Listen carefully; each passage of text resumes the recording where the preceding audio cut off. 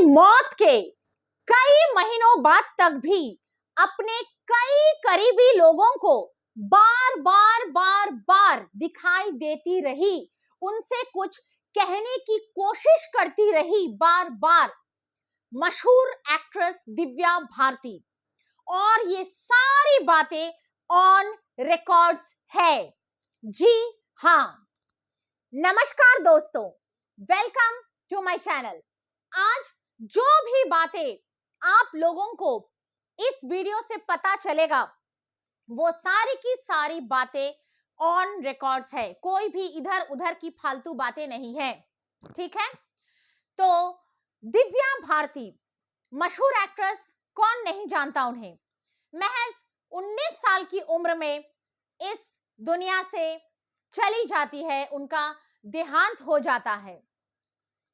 हालांकि उनका जो मौत था वो बहुत ही कंट्रोवर्शियल था।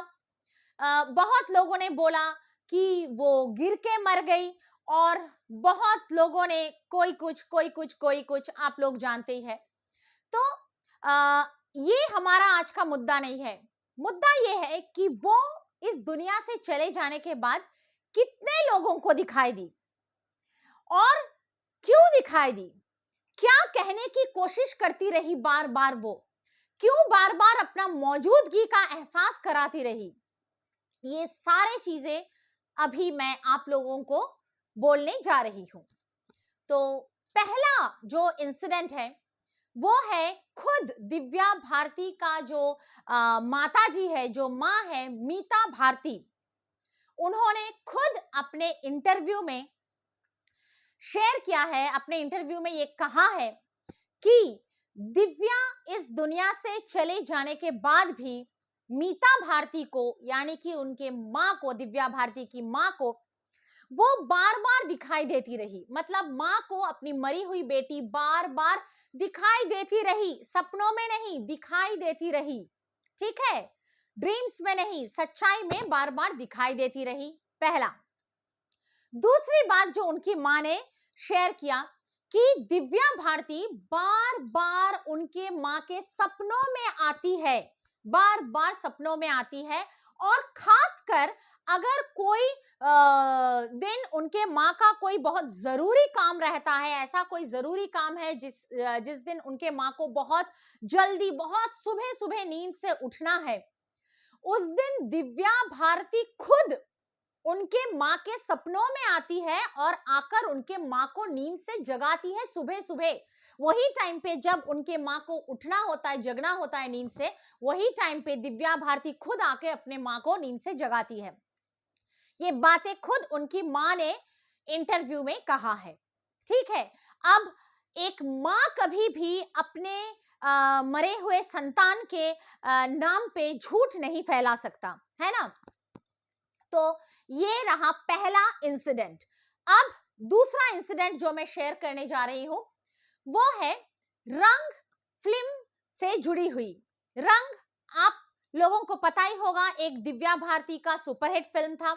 उसमें दो हीरोइनें थी, एक थी दिव्या भारती और एक थी आयशा जुल्का।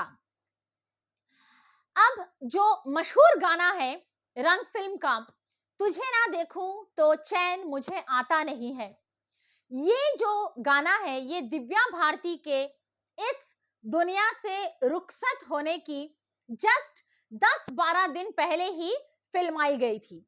मतलब इस गाने की शूटिंग के बस 10-12 दिन बाद ही दिव्या भारती की देहांत हो जाती है। अब दिव्या भारती के देहांत के लगभग 3 महीने बाद ये फिल्म रंग रिलीज होती है बड़े पर्दे पे, जो कि एक सुपरहिट फिल्म रहती है। उन्होंने इस फिल्म का जो शूटिंग है वो कंप्लीट कर दिया था, ठीक है। तो ये फिल्म रिलीज होती है। अब ये फिल्म जब रिलीज होती है तो फिल्म का स्क्रीनिंग होता है। अब इस फिल्म का जो स्क्रीनिंग है वो मुंबई फिल्म सिटी में रखा गया था, ओके। अब उस फिल्म के स्क्रीनिंग में एक भयंकर सा पैरानॉर्मल घटना घट जाता है। और ये बातें कौन कहता है? ये बातें उसी फिल्म की जो दूसरी हीरोइन थी आयशा जुल्का, वो अपनी ही एक बीबीसी को दिए गए इंटरव्यू में खुद ये बातें, ये जो घटना हुआ था, ये जो किस्सा हुआ था, ये बीबीसी के इंटरव्यू में उन्होंने बयान किया था, आयशा जुल्का जी ने। तो घटना क्या थी? घटना ऐसा था कि स्क्रीनिंग रखा गया, सब लोग देखने आए, फिल्म से जुड़े सारे लोग देखने आए, फिल्म इंडस्ट्री के बहुत सारे लोग देखने आए, जैसे कि होता है फिल्म का पहला स्क्रीनिंग है। अब फिल्म चालू हुआ। फिल्म चालू होने के बाद जब उस फिल्म में पहली बार दिव्या भारती स्क्रीन पे आती है, मतलब उस फिल्म में दिव्या भारती का जो पहला शॉट होता है, पहला सीन रहता है, पहले जब मतलब पहली बार जब दिव्या भारती उस फिल्म में स्क्रीन में आती है, तो इमीडिएटली पूरा का पूरा जो स्क्रीन है, पूरा का पूरा जो फिल्म का पर्दा है, वो नीचे गिर जाता है। मतलब सोचो, ऐसा नहीं कि फिल्म का पर्दा कुछ ऑफ हो गया कुछ देर के लिए, या कुछ ऐसे ही झिक झिक झिक झिक झिक जो होता रहता है ना, हेजी हो जाता है, कुछ होता, ऐसा नहीं। पूरा का पूरा पर्दा, पूरा का पूरा फिल्म का स्क्रीन, एक फिल्म थिएटर में कितना बड़ा स्क्रीन होता है आप लोग जानते हो, उतना बड़ा स्क्रीन नीचे गिर जाता है जैसे ही दिव्या भारती उस फिल्म में पहली बार स्क्रीन पे आती है। और इस घटना से सारे के सारे थिएटर के लोग डर जाते हैं। ये बात खुद आयशा जुल्का जी ने बताया बीबीसी के इंटरव्यू में। अब मैं आप लोगों से शेयर करने जा रही हूं तीसरा घटना। ठीक है, तीसरा क्या घटना था? एक बहुत ही सुपरहिट फिल्म है जो अगेन आप सभी लोग जानते होंगे, लाडला, जो अनिल कपूर और श्रीदेवी पे फिल्माया गया था। ये फिल्म सबसे पहले अनिल कपूर और दिव्या भारती पे फिल्माया गया था। ठीक है, मतलब दिव्या भारती इसकी हीरोइन थी, साइन हो चुकी थी वो, और इस फिल्म की 80% शूटिंग भी कंप्लीट कर चुकी थी। जब उनका देहांत हुआ, ये फिल्म का 80% शूटिंग दिव्या भारती ने कंप्लीट कर दिया था। लेकिन फिल्म के कुछ जरूरी सीन्स थे जो रह गए थे, जो बाकी के 20% फिल्म था उसमें कुछ बहुत ही जरूरी सीन्स थे, जिसमें डायलॉग्स वाले सीन्स थे जो रह गया था, और जो सीन्स कोई भी डुप्लीकेट से कराना मुमकिन नहीं था। इसलिए फिर से उस फिल्म में एक नया हीरोइन साइन किया गया जो कि है श्रीदेवी जी, और उनके साथ इस फिल्म को फिर से शुरू से लेकर फिर से रीशूट किया गया पूरा का पूरा फिल्म। अब बात यह हुआ कि जब दिव्या भारती ये मूवी शूट कर रही थी, तो वो इस फिल्म के कई सीन्स में अटक रही थी। कुछ सीन्स उनको करने में परेशानी हो रही थी, कुछ सीन्स में वो एक्टिंग करते हुए अटक रही थी, कुछ सीन्स में वो डायलॉग्स देते हुए अटक रही थी। अब जब ये फिल्म दोबारा श्रीदेवी के साथ शूट किया गया, तो सेम टू सेम जहां जिस जिस सीन्स में दिव्या भारती अटक रही थी, उन्हीं सीन्स में श्रीदेवी भी अटकने लगी। जो सीन्स करने में दिव्या भारती को परेशानी हो रही थी, वो बार बार अटक रही थी, उन्हीं सीन्स को करने में श्रीदेवी को भी परेशानी हो रही थी, और वो भी सीन्स के उसी पोर्शंस में अटक रही थी, जबकि श्रीदेवी एक फाइन एक्ट्रेस है। यहां तक कि एक पर्टिकुलर सीन था उस फिल्म में जहां पर दिव्या भारती, रवीना टंडन और शक्ति कपूर तीनों का एक सीन था जहां पर दिव्या भारती के कुछ डायलॉग्स थे। उस डायलॉग्स के कुछ पर्टिकुलर पोर्शंस पे दिव्या भारती अजीब तरह से अटक रही थी, एक पर्टिकुलर तरह से अटक रही थी।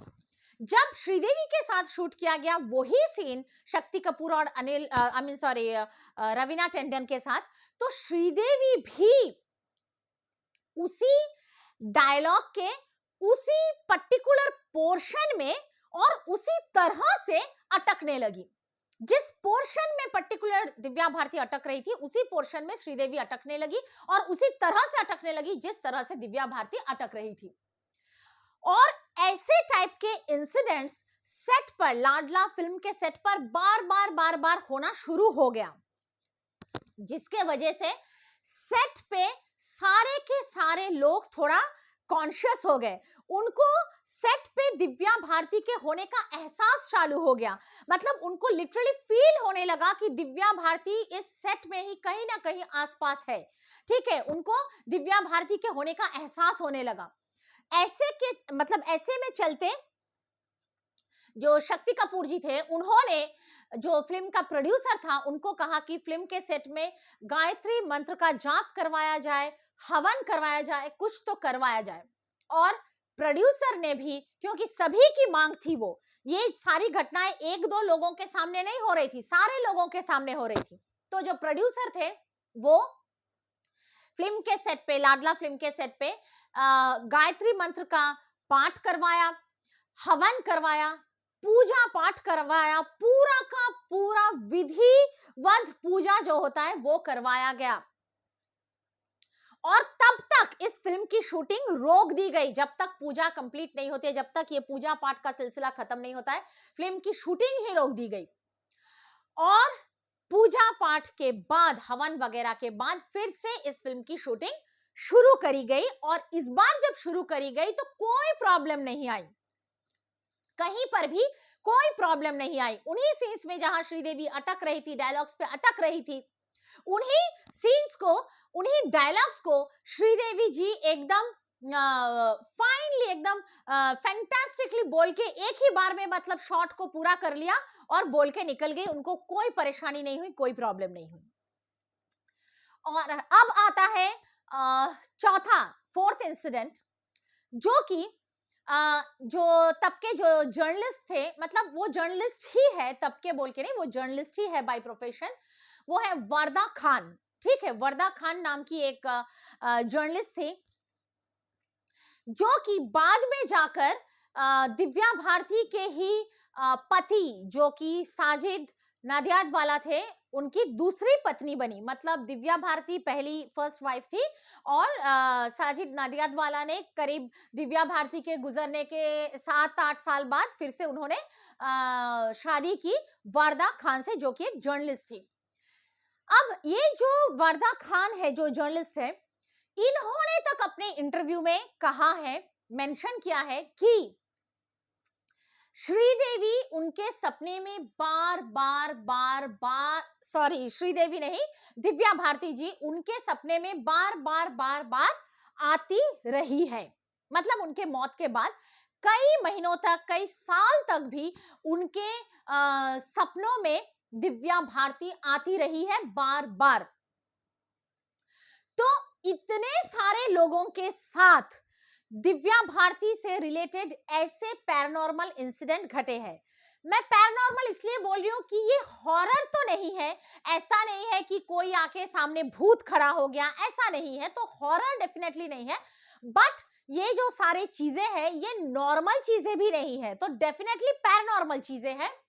तो किसी भी कारण से हुआ होगा, दिव्या भारती का जो मौत था वही एक अजीब और गरीब परिस्थिति में हुआ था। सारे ही लोग जानते हैं, बहुत ही मिस्ट्री है उनके मौत के पीछे। मतलब आज तक उनका मौत कैसे हुआ ये क्लियर नहीं है, वो एक मिस्ट्री का मिस्ट्री रह गया। अलग अलग लोग अलग अलग बातें बोलते हैं। अब एग्जैक्टली किस तरह से हुआ उनका मौत, या फिर मौत के कुछ टाइम बाद तक भी शायद उनकी आत्मा में भी भटकती रही, या फिर शांति नहीं मिली थी कुछ टाइम बाद तक भी उनके आत्मा को, तो जिसके वजह से ये सारे इंसिडेंट्स हुए होंगे।